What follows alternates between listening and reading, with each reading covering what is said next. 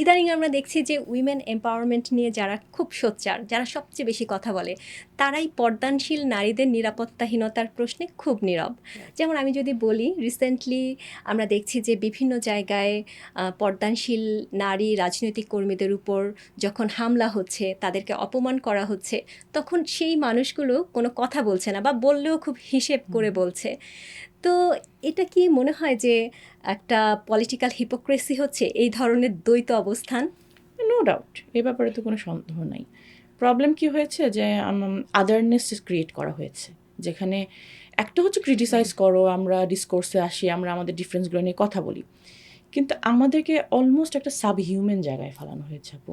এবং সেটা এখন না, আপনি চিন্তা করেন যে যখন আব্বু অ্যারেস্টেড হলো বা ভাইয়াকে নিয়ে যাওয়া হলো, এর ইয়াতে যখন আমাদের বাসায় রেড হচ্ছে, আমাদের বিভিন্ন অন্য আত্মীয় স্বজনকে আব্বুর সাথে দেখা করতে গেলে তাদের অ্যারেস্ট করা হচ্ছে, এগুলো যে লিগালি রাইট না।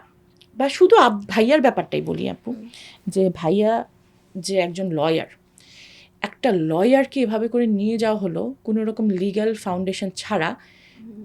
আমাদের ইভেন লয়াররা, সুপ্রিম কোর্ট লয়ার অ্যাসোসিয়েশন কি করেছে, they didn't even care. So মানে একটা টাইম এমনভাবে প্রোপাগান্ডা দিয়ে করা হয়েছে যে আমরা সাবহিউম্যান, ইউনো উই ডোন্ট, মানে এই যে রাইটসগুলো, সেই রাইটসগুলো সামহাও আমাদেরকে বিলং করে না।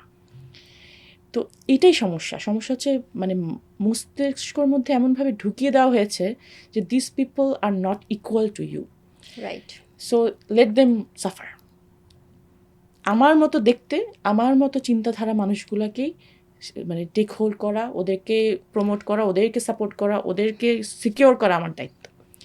তো এখানে আমি আরেকটা নোট দিব, এটা হিপোক্রেসি, এটাও সত্য, এটা আমাদের সাইডের মানুষদের জন্য আমি বলবো যে আমার যে দেখতে ডিফারেন্ট, আমার যে চিন্তাধারা ডিফারেন্ট, এরকম মানুষও মাঝে মাঝে এরকম হয়, আমি দেখেছি যে এই মেয়েগুলা হেনস্থা হলে সেক্ষেত্রে আমরা বলবো যে পর্দা না করে বের হয়েছে কেন, হিজাব না করে বের হয়েছে কেন। তো আমাদের দুই সাইডেরই এই সাইডটাতে আসতে হবে যে there are some basic rights which is standard for everyone, যে এটা যদি লঙ্ঘন হয় তাহলে সবার জন্যই আমাদের সোচ্চার হতে হবে।